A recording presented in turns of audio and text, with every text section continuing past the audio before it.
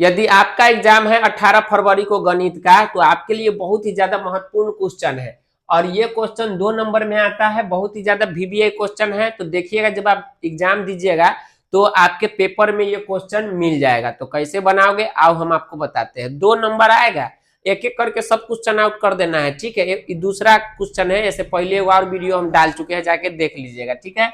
चलिए दूसरा क्वेश्चन में कहता है द्विघात समीकरण इतना कि विवेचक ज्ञात कीजिए। जब न रहेगा ना क्वेश्चन आके हमको कहिएगा, तो इससे अच्छा है कि पहले पढ़ लीजिए। क्या कहता है विवेचक ज्ञात कीजिए, तो क्या आप विवेचक निकाल लोगे?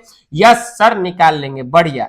फिर भी आइए हम आपको एक चीज सिखाते हैं। कहता है विवेचक ज्ञात करें और मूलों की प्रकृति भी ज्ञात करना है, मूलों की प्रकृति भी ज्ञात करना है। तो जब हम लोग सवाल बनाते हैं तो हड़बड़ी में गड़बड़ी कर देते हैं, और आप सबको ऐसा नहीं करना है, ठीक है। जब सवाल बनाओ तो हड़बड़ी में गड़बड़ी नहीं होना चाहिए, नहीं तो होगा क्या कि 2 नंबर कट जाएगा आपका। तो शांति से देखिए, एक एक स्टेप को हम आपको समझाते हैं, और एक एक स्टेप को समझने के बाद में जब आप बनाओगे तो बहुत ही अच्छा, एक एक बूंद बूंद से तालाब भरता है ना प्यारे बच्चों, ठीक है। तो एक एक नंबर जोड़ कर ही आपका फर्स्ट डिवीजन 400 नंबर 450 नंबर जाएगा।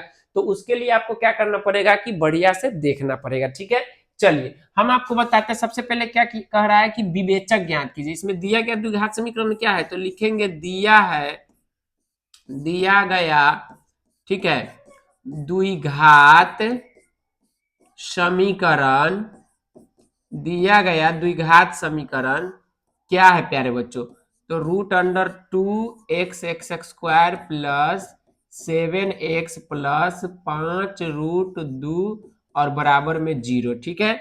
यहां हम देख रहे हैं, क्या देख रहे हैं प्यारे बच्चों, कि x² के बगल में कितना है √2, तो यहां पर ये a का मान हुआ, a बराबर है √2 और कॉमा b बराबर है यहाँ पे 7 और कॉमा c बराबर है यहाँ पर 5√2, ठीक है।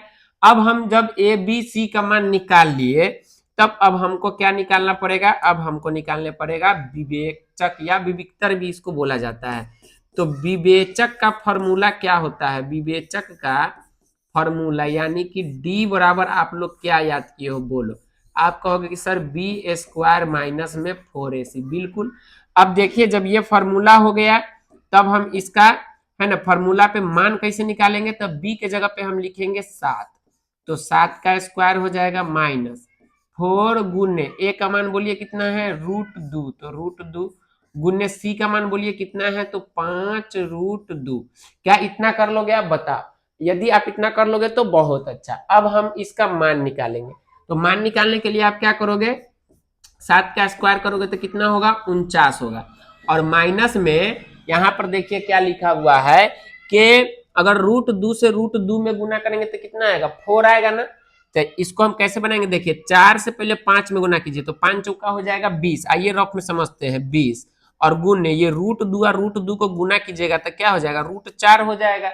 आया समझ में कि 4 पंचे 20, यानी बिना रूट वाला को बिना रूट वाला के साथ में गुना कर दिए, और रूट वाला को रूट में गुना करेंगे तो √2 गुने √2 4 होगा, तो 4, और यहाँ पे 20 गुने 4 का वर्गमूल कितना होता है 2 होता है, तो 20 दूना कितना हो जाएगा 40 हो जाएगा।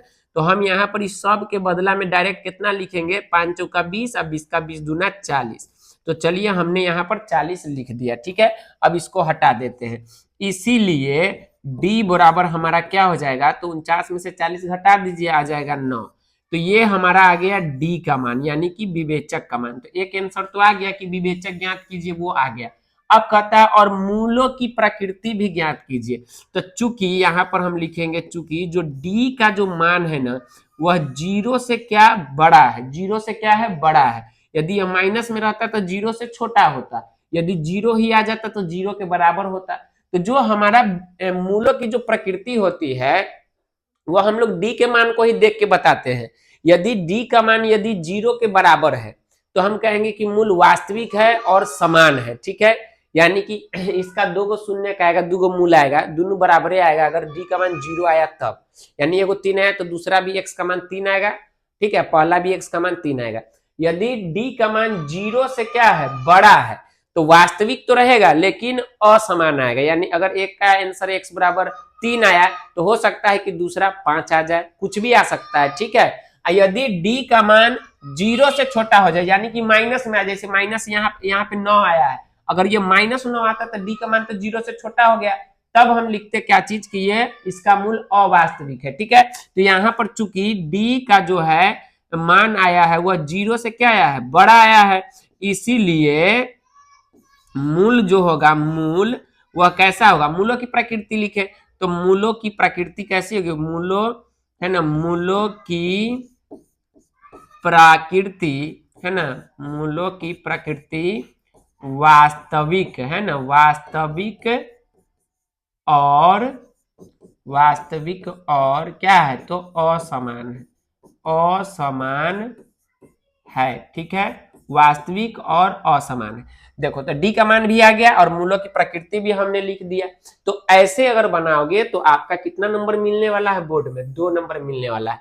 तो 2 क्वेश्चन हम बता दिए, इसी चैनल पर जाकर के देखोगे। ठीक है, तो 2 क्वेश्चन हो गया, दोनों क्वेश्चन अच्छे से सीख के जाओ, 4 नंबर आपका आ जाएगा। एक एक करके सब क्वेश्चन आउट कर देंगे, इतना है। ठीक है, 15 क्वेश्चन आप जाओगे वहां बना करके आओगे। तो चैनल पे बने रहिएगा, चैनल को सब्सक्राइब भी कर लीजिएगा, और भी बहुत सारे टॉपिक पे वीडियो आएगा। और आप किस चीज पर, किस टॉपिक पे वीडियो चाहते हैं ये भी आप कमेंट कीजिए। ठीक है, हम आपके लिए वीडियो बना देंगे। ओके, मिलते हैं अगले वीडियो में, तब तक के लिए टाटा बाय बाय।